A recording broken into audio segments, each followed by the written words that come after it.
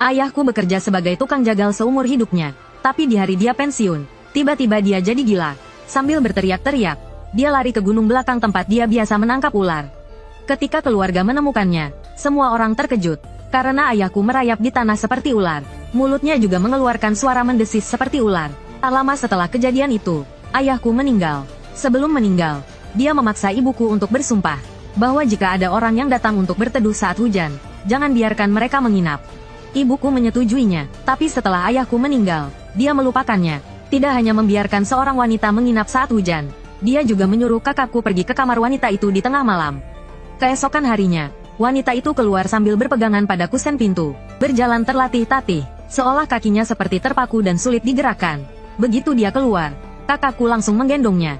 Dengan wajah ketakutan dan mata penuh air mata, wanita itu berkata, "Kumohon, biarkan aku pulang." Aku menelan ludah melihat penampilan wanita itu. Dia mungkin tidak tahu bahwa penampilannya yang menyedihkan itu adalah godaan yang mematikan bagi seorang pria. Benar saja, kakakku menjilat bibirnya dan melemparkannya ke tempat tidur. Mendengar suara permohonan yang memilukan dari dalam kamar, ibuku meludah ke tanah. Sok suci, mungkin dia menikmatinya. Setelah kakakku keluar dengan wajah puas, ibuku mengambil tali dan mengikat tangan dan kaki wanita itu ke tempat tidur, mencegahnya kabur lagi. Aku merasa sedikit kasihan dan berkata pelan, "Bu, lepaskan talinya. Lihat, pergelangan tangannya berdarah." Mendengar itu, ibuku menamparku. "Apa-apaan ini? Sejak kapan kau boleh ikut campur?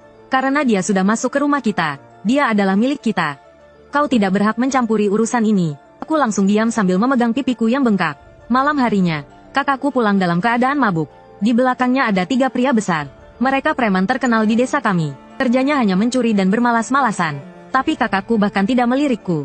Dia langsung menuju ke kamar tempat wanita itu diikat. Aku menghadang di depan pintu dan berkata, "Kak, kau mabuk." Sebelum kakakku menjawab, ibuku menarikku ke samping dan memukulku. Sambil memukul, dia berkata dengan napas terengah-engah, "Laki-laki adalah raja, jangan ikut campur urusan laki-laki. Kau tidak tahu diri." Aku menutupi kepalaku dengan tangan sambil menangis dan memohon ampun. "Bu, aku tidak berani lagi." Setelah 4 orang itu berbuat gaduh selama setengah malam, kamar itu akhirnya tenang. Aku bangun dan membawakan makanan hangat untuk wanita itu. Saat membuka pintu, tercium bau anyir yang menyengat. Tubuh wanita itu penuh dengan memar.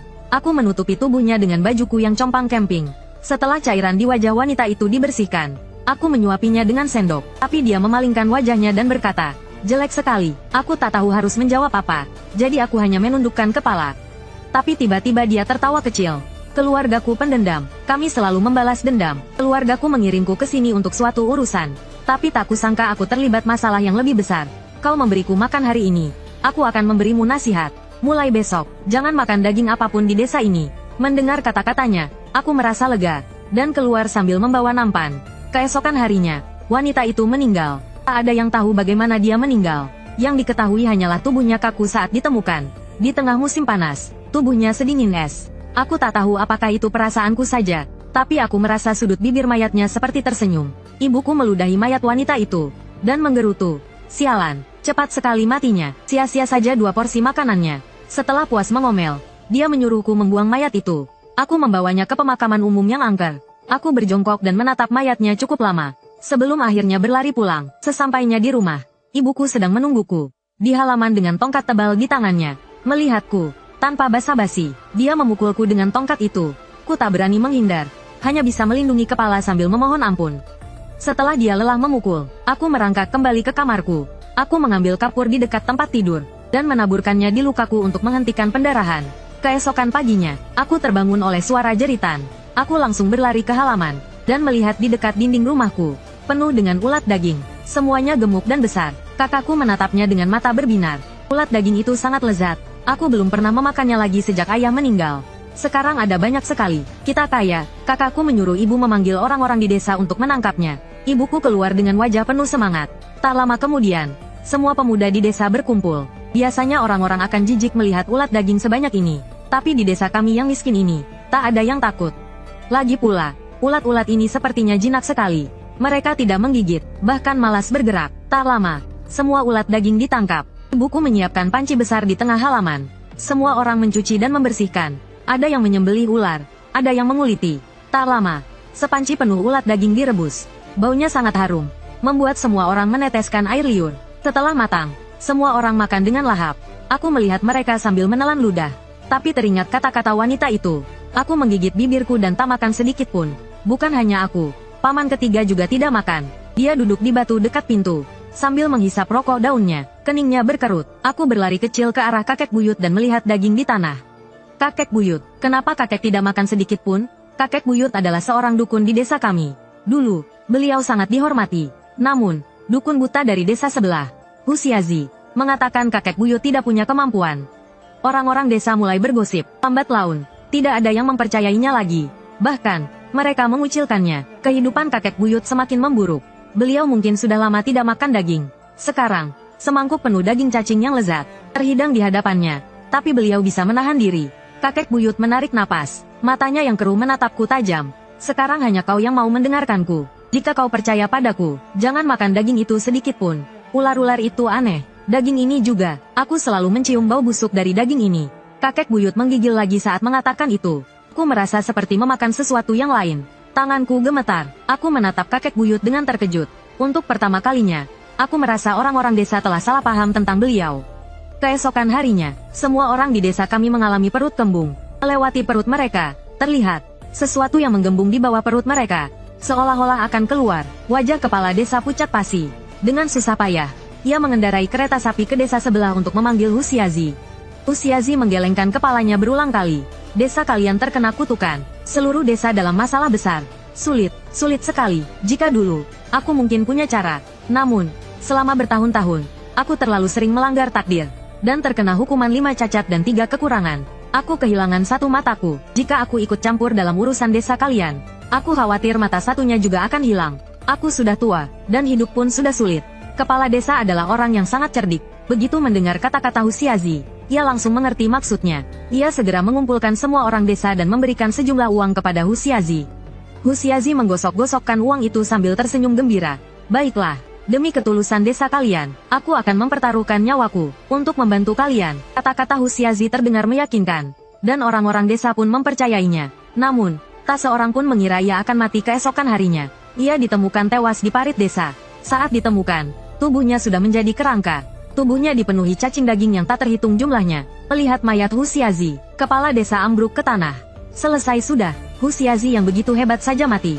Bagaimana dengan kita? Apakah kita hanya bisa menunggu ajal? Saat itu, ibuku melihatku yang bersembunyi di pojok. Ia menarik telingaku dan bertanya, kenapa kau baik-baik saja? Kenapa perutmu rata? Apa yang kau sembunyikan? Cepat selamatkan kakakmu. Kalau tidak, ibu pukul kamu sampai mati. Ibu memukuliku sampai hidung dan mulutku berdarah. Orang-orang desa hanya menonton dengan cemas. Saat aku hampir dipukul mati olehnya, kakek buyut memukulkan pipa rokoknya ke gendang kulit sapi sebanyak 3 kali. Dia menyelamatkanku, sambil memegang pinggangnya. Dia berkata, nyawa Jin Bao ku jamin. Jangan persulit anak ini. Aku punya cara untuk menyelesaikan masalah kalian. Semua orang tiba-tiba teringat. Kakek buyut yang sudah tua renta ini, pernah menjadi seorang dukun yang terkenal. Kepala desa, dengan harapan sekecil apapun, meminta kakek buyut untuk mencoba. Jika tidak berhasil, pukul aku sampai mati nanti pun tak apa. Kakek buyut menatapku dalam-dalam, lalu mengiris lengannya dengan pisau dan menampung darahnya semangkuk penuh. Dia kemudian mengencerkan darahnya dengan air dan memberikan seteguk kepada setiap orang di desa. Dengan wajah pucat, kakek buyut berkata, aku memiliki ki positif Tao. Darahku dapat menekan roh jahat ini untuk sementara waktu. Semua orang meminum air darah dengan ragu-ragu. Perut mereka langsung kembali normal. Sikap penduduk desa berubah 180 derajat. Mereka semua memuji kakek buyut. Kakek buyut mengerutkan kening dan melambaikan tangannya, berkata, masalah ini belum selesai. Larut malam, aku menyelinap ke rumah kakek buyut setelah semua orang tertidur. Kakek buyut tampak terkejut melihatku. Dengan panik, dia menarikku masuk ke rumahnya. Kenapa kau kemari? Kau tahu kan, desa ini sedang tidak aman beberapa hari ini. Keluar malam-malam begini, kau mau mati? Meskipun kakek buyut memarahiku, aku merasa tersentuh. Hidungku terasa perih. Aku memberinya abu dari dasar panci yang kukumpulkan. Kakek buyut, tadi aku lihat lenganmu berdarah. Pakai ini untuk menghentikan darahnya. Ini sangat ampuh. Kakek buyut tertegun sejenak, lalu matanya juga memerah. Dia mengelus kepalaku, dan mengatakan bagus 3 kali berturut-turut. Aku memandangi desa yang sunyi senyap dan diselimuti kegelapan. Setelah ragu-ragu lama, aku berbisik, kakek buyut, bagaimana kalau kita pergi saja? Orang-orang di sini bukan orang baik. Kakek tidak perlu repot-repot menyelamatkan mereka. Kakek hanya menekan apa yang ada di tubuh mereka. Kakek harus mengeluarkan semangkuk penuh darah. Untuk benar-benar menyelesaikan masalah ini, kakek bisa kehilangan nyawa. Kakek buyut menghela nafas dan mengulurkan tangannya. Dengan gemetar mengelus kepalaku. Nah, Ratusan nyawa, tidak semudah itu untuk diabaikan. Saat aku lahir, aku bersumpah kepada guruku. Aku rela mengorbankan darahku, bahkan jika aku harus mati. Aku tidak akan menyesal. Meskipun orang-orang di desa ini melakukan kejahatan kecil, mereka tidak pantas mati. Aku tidak bisa mengabaikan ratusan nyawa. Dan masalah ini tidak seserius yang kau katakan. Setelah aku menyelesaikan masalah ini, aku akan membawamu pergi dari sini. Kita akan mengembara kemanapun kita mau. Hidungku terasa perih. Aku mengangguk dengan kuat dan berkata, mulai sekarang, kau adalah kakekku. Di bawah cahaya lampu yang hangat, kakek buyut tersenyum penuh kasih. Dia memberiku sebuah liontin giok dan berkata, simpan ini baik-baik. Sekarang desa ini diselimuti aura jahat. Semua orang seperti bukan manusia lagi. Simpan ini baik-baik. Ini bisa melindungimu di saat-saat genting. Saat aku tidak di sisimu, jangan percaya siapapun. Kakek buyut menatapku dengan tajam. Tanpa ragu, aku mengangguk. Sayangnya, aku tidak pernah melihat hari itu. Selama 3 hari, kakek buyut tidak bisa menyelesaikan masalah ini. Perut penduduk desa kembali membesar. Lebih besar dari sebelumnya. Perut mereka membuncit dan terlihat transparan. Sepertinya sesuatu di dalamnya bisa keluar kapan saja. Ketakutan bisa mengalahkan akal sehat. Kakakku menatap kakek buyut dengan tajam. Kakek buyut bisa menyelamatkan kita sekali. Pasti bisa menyelamatkan kita lagi. Kakek buyut sudah sangat tua. Lebih baik dia yang mati daripada kita. Alarm bahaya berbunyi di dalam kepalaku. Aku segera berdiri di depan kakek buyut. Ibuku menarikku dan melemparku dengan kasar. Kepalaku terbentur batu dan aku merasa pusing. Sebelum pingsan, aku melihat kakek buyut menatapku dengan cemas. Saat aku bangun, hari sudah malam. Aku berusaha bangun. Yang kulihat hanyalah sebuah kuali besar, pakaian compang camping kakek buyut, dan tulang-tulangnya. Aku mengumpulkan tulang-tulangnya satu persatu, dan menguburkannya bersama pakaiannya di pemakaman umum. Setelah menguburkan kakek buyut, aku pergi ke tempat mayat wanita itu dibuang. 5 hari telah berlalu, mayat itu tidak menunjukkan tanda-tanda pembusukan. Malah terlihat semakin cantik. Aku perlahan berjongkok. Mataku dipenuhi kebencian. Baguslah, orang terakhir yang bisa menyelamatkan mereka telah dibunuh. Jangan kecewakan aku. Malam itu juga, kepala desa pergi ke kota untuk mencari orang sakti. Dengan bangga dia berkata, ini si Fang. Meskipun masih muda, kemampuannya sangat hebat. Si Fang tidak menghiraukan kepala desa. Dia melihat sekeliling dan kemudian menatapku. Tatapannya membuatku sedikit takut dan menciut. Untungnya, si Fang segera mengalihkan pandangannya. Dia berkata kepada kepala desa, masalah ini bukan hanya tentang makan ular. Apakah ada wanita yang meninggal di desa ini akhir-akhir ini? Ibuku segera maju dan berkata dengan hormat. Beberapa hari yang lalu, seorang gadis dari luar kota datang ke rumah kami dan meninggal. Aku tidak tahu apakah itu ada hubungannya dengan masalah ini. Alis si Fang terangkat. Di mana mayatnya? Ibuku menarikku dari kerumunan dan menunjukku. Dia yang membuangnya. Si Fang menatapku dalam-dalam dan kemudian mengangguk. Dia menyuruh semua orang pulang dan menunggu kabar. Hanya aku yang disuruh tinggal. Sebelum pergi, ibuku mencubit lenganku dengan keras dan berbisik di telingaku, lihat situasi, lakukan apa yang kukatakan. Kalau kau tak bisa menyelamatkan kakakmu, kubunuh kau. Setelah semua orang pergi, si Fang menatapku dengan yakin.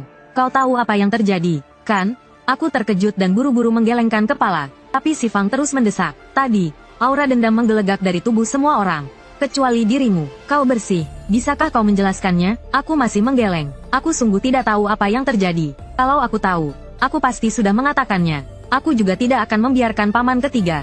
Aku menundukkan kepala dengan sedih di tengah kalimat. Si Fang mendengus dingin. Hanya tipuan kecil, tapi berhasil membodohi kalian semua. Aku mendongak dengan tajam. Apa maksudmu? Si Fang terdiam sejenak, lalu menatapku dan berkata, kemampuan seorang ahli yin yang tidak sesederhana yang kalian lihat. Kalau dia tidak ingin mati, makhluk di desa kalian ini tidak akan bisa membunuhnya. Keringat dingin langsung membasahi seluruh tubuhku. Maksudmu, paman ketiga mati atas keinginannya sendiri? Tapi kenapa? Aku bertanya lagi. Tapi si Fang tidak mau berkata apa-apa lagi. Dia menarikku untuk membawanya ke pemakaman massal untuk mencari wanita itu. Saat si Fang melihat mayat wanita itu, wajahnya tiba-tiba berubah. Ini pertama kalinya aku melihat ekspresi serius seperti itu di wajahnya. Si Fang mengerutkan keningnya. Dia bilang ini tidak sesederhana itu. Makhluk ini bukan manusia. Aku mengerti dan tidak terkejut. Dia menempatkan wanita itu dalam posisi terlentang, lalu mengeluarkan 5 paku panjang dan tebal dari ranselnya. Dia memakukannya di telapak tangan, pergelangan kaki, dan dahi wanita itu. Setiap kali paku ditancapkan, aku mendengar jeritan mengerikan. Aku berjongkok ketakutan sambil gemetar. Si Fang memelototiku dan berkata, tutup telingamu, jangan sampai terpengaruh. Aku mengulurkan tangan dan menutup telingaku dengan gemetar. Entah berapa lama, si Fang, dengan wajah pucat, menarik tanganku dari telingaku. Lalu, sambil berkeringat deras, dia berkata dengan lega, aku harus turun gunung untuk mengambil beberapa barang. Malam ini, aku telah menyegel 7 jiwanya dengan paku penyegel jiwa. Dia tidak akan bisa membuat masalah. Tapi kau harus menjaganya di sini malam ini. Ingat, jangan biarkan siapapun mendekatinya. Mendengar aku harus menjaganya. Aku gemetar ketakutan. Dengan terbata-bata aku bilang aku agak takut. Si Fang menepuk pundakku dengan lembut. Jangan takut, sekarang aku sudah memakukannya. Dia tidak bisa berbuat apa-apa. Lagi pula, ada kait yang ditanamkan orang lain di tubuhmu. Orang itu, demi tujuannya sendiri, tidak akan membiarkanmu celaka. Kait, aku terkejut. Apakah itu paman ketiga? Si Fang tidak menjawabku secara langsung. Dia hanya menyuruhku melakukan apa yang dia perintahkan. Setelah ini selesai, dia akan memberitahuku. Malam itu, aku duduk meringkuk di samping mayat wanita itu. Dengan tubuh menggigil kedinginan, jeritannya yang memilukan di siang hari terus terngiang di kepalaku. Meskipun si Fang berulang kali meyakinkanku bahwa wanita itu tidak bisa menyakitiku. Bagaimana kalau dia bisa? Aku menarik napas dalam-dalam, dan dengan suara gemetar berkata kepada mayatnya, aku tidak pernah berbuat salah padamu. Tolong jangan sakiti aku. Sebenarnya aku berharap kau bisa membalaskan dendammu. Tapi aku masih kecil. Si Fang memaku tubuhmu dengan paku penenang jiwa. Aku tidak bisa menghentikannya. Jangan balas kebaikan dengan kejahatan. Saat aku sedang bergumam, tiba-tiba terdengar suara gemerisik dari semak-semak.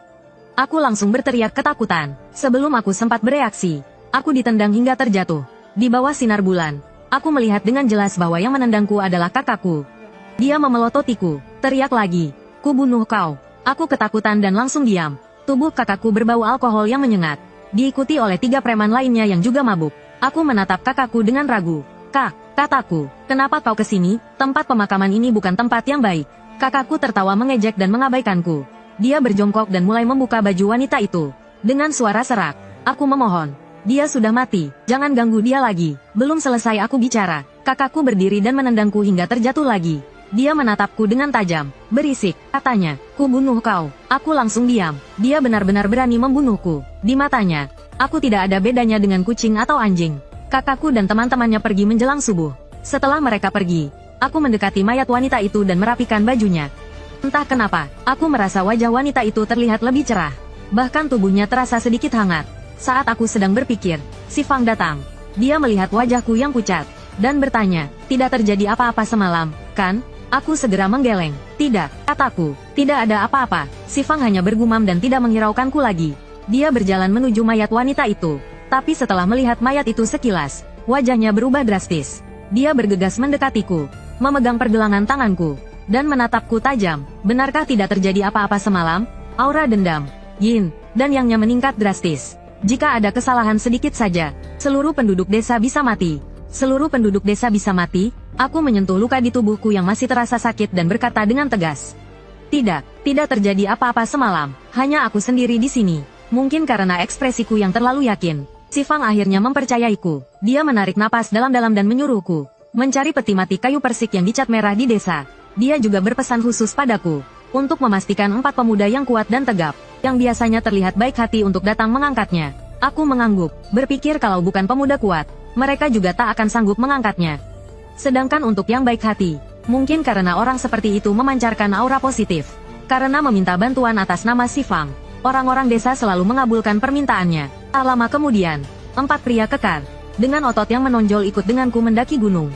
Saat kami tiba di gunung, si Fang sudah mencabut semua paku panjang dari tubuh wanita itu. Anehnya, meskipun paku-paku tebal dan panjang itu menancap di tubuh wanita itu semalaman, tidak ada bekas luka yang tertinggal. Aku tak sempat bertanya, si Fang langsung mendesak kami untuk segera membantu memasukkan wanita itu ke dalam peti mati. Aku masih merasa aneh, wanita itu begitu kecil dan kurus. Dia sendiri seharusnya bisa memasukkannya. Kenapa perlu kita semua membantunya? Tapi saat aku memegang lengan wanita itu, aku mengerti. Karena wanita itu sangat berat.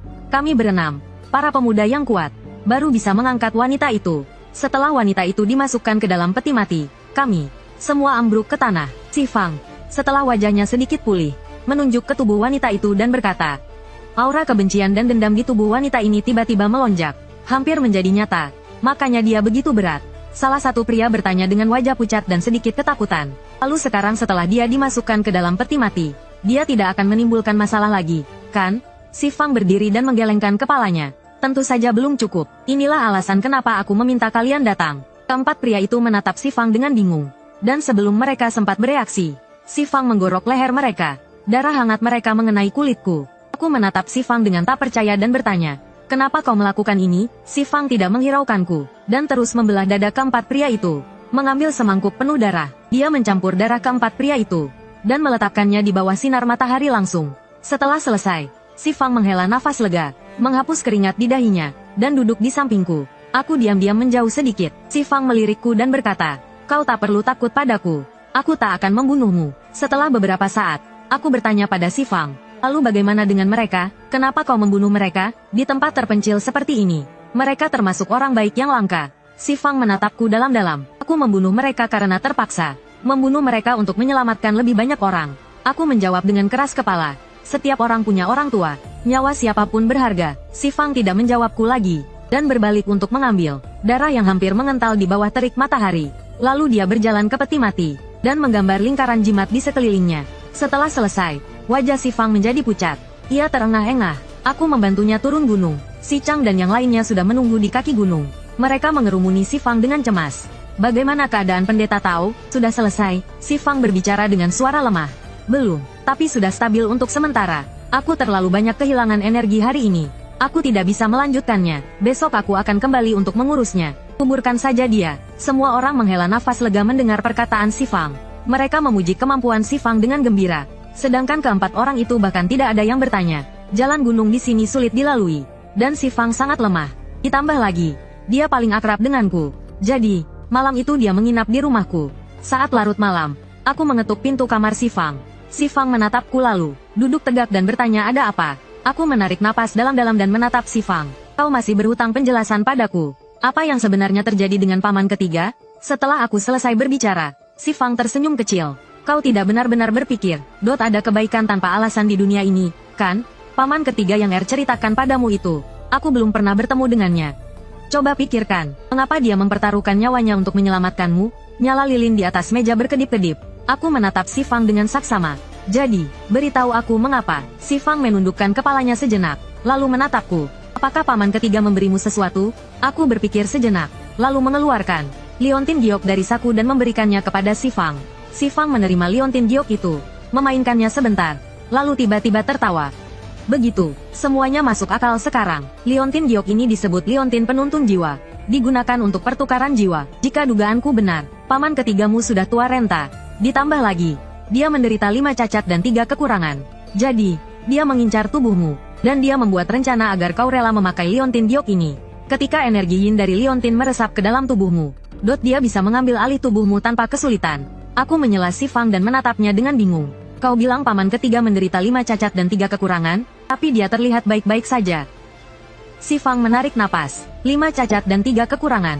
Bukan hanya cacat fisik. 5 cacat adalah cacat fisik, sedikit teman, kesepian, tidak punya anak, dan kematian dini.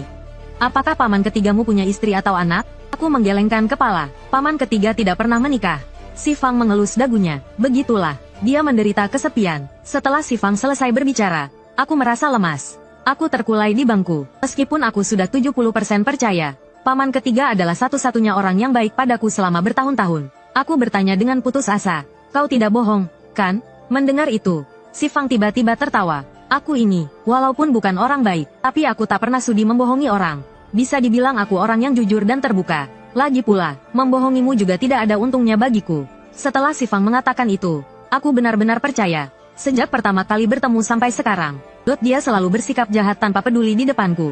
Dan dia juga tidak punya alasan untuk membohongiku. Aku menggigit bibirku, berdiri, dan bersujud 3 kali di depan si Fang. "Bisakah kau menolongku? Aku tidak ingin mati." Si Fang menggelengkan kepalanya dengan ekspresi datar. "Aku tidak bisa. Tugas saya adalah membasmi iblis dan hantu. Menjaga keseimbangan yin dan yang. Aku tidak ingin ikut campur dalam urusan karma pribadi. Maaf." Aku berjalan keluar dari kamar si Fang dengan perasaan hancur. Hatiku dipenuhi kesedihan. Saat aku hidup, orang-orang memperlakukanku seperti anjing. Sekarang aku akan mati. Tidak ada yang peduli. Kenapa sepanjang hidupku aku harus menjadi batu loncatan orang lain? Karena tidak ada yang menolongku. Maka aku hanya bisa menyelamatkan diriku sendiri. Berapapun harganya, aku harus menyelamatkan diriku sendiri. Keesokan harinya, si Fang meminta semua penduduk desa, pria, wanita, tua, dan muda, berkumpul di pemakaman. Ini masalah hidup dan mati. Tidak ada yang berani terlambat. Sebelum fajar, mereka berbondong-bondong naik ke gunung. Di tengah perjalanan, dia melihatku beberapa kali dan tampak ragu untuk bicara. Aku memaksakan senyum padanya. Tidak apa-apa, aku mengerti. Lagi pula, hidupku tidak seperti manusia atau hantu. Lebih baik diakhiri lebih cepat. Aku hanya berharap di kehidupan selanjutnya aku bisa lebih bahagia. Si Fang tampak lega mendengar ucapanku. Baguslah kalau kau bisa menerimanya. Aku menundukkan kepalaku dan tidak bicara lagi. Si Fang meminta kami semua untuk menggali lubang. Tidak peduli seberapa banyak tenaganya. Setiap orang harus menyekop segenggam tanah.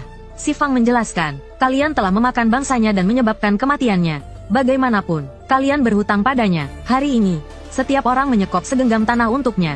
Maka semua dendam dan perselisihan masa lalu akan terhapus. Setelah ini, jalan kita masing-masing. Aku melihat orang-orang yang berlalu lalang. Dan merasa ironis. Sebuah nyawa di mata mereka, cukup ditebus dengan segenggam tanah. Setelah menguburnya, semua orang merasa lega. Si Fang melirik dan berkata, belum selesai. Malam ini, harus ada satu orang yang menjaga makamnya. Tapi orang yang menjaga makam mungkin akan terkena aura jahat. Tubuhnya akan sedikit lemah. Semua orang saling pandang. Tidak ada yang mau. Si Fang berkata, karena tidak ada yang mau. Siapa yang menyebabkan kematian wanita ini secara langsung? Si Fang belum selesai bicara. Ibuku langsung mendorongku ke depan. Biarkan Erwa yang menjaga. Erwa bersedia. Si Fang menatapku dalam-dalam. Aku memotongnya sebelum dia selesai bicara. Aku mau. Lagi pula aku tak punya banyak waktu lagi. Lebih baik aku menjaganya dan terkena aura jahatnya. Biar dia tidak enak. Si Fang mengangguk. Siapa yang menjaga tidak penting baginya. Asal ada yang menjaga saja. Begitu si Fang pergi, aku mengambil sekop dan menggali kuburannya. Lalu dengan lengan bajuku, ku menghapus jimat darah di peti mati sampai bersih. Tak lama kemudian, suara benturan terdengar dari dalam peti.